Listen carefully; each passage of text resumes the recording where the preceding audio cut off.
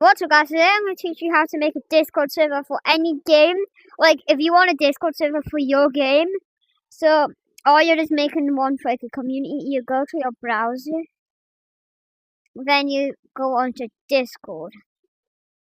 Then you log in, and after you log in, you open Discord. So, open Discord. Then you scroll the very bottom, then you click this plus add server. Then you click it. Then you click create my own, then you click one of these, then you name it, like, whatever you want to name it, like, whatever you want to name it, like, 6, 7, that's what I'm naming it. Then, if you just do these, like, invite your friends, like this. You can do that. To do this one, you just do that. Just do that. My apps. To my server. 6, 7, then you clone. And then you authorize it. Then you just click that. Then you just click back. Then you go back on your Discord. Then somehow somebody already joined somehow. You invite your friends and you can make an icon.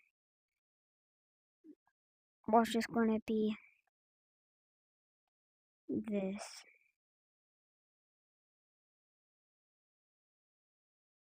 Oh man,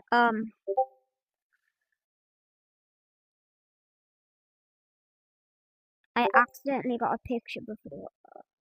Okay, like whatever picture you want, you can just like adjust it, apply. Okay, then you kind of go out there. Oh, save changes, go out there.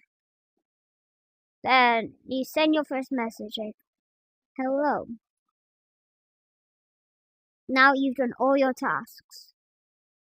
Now you can click plus. You can make your channel like trading 6, 7.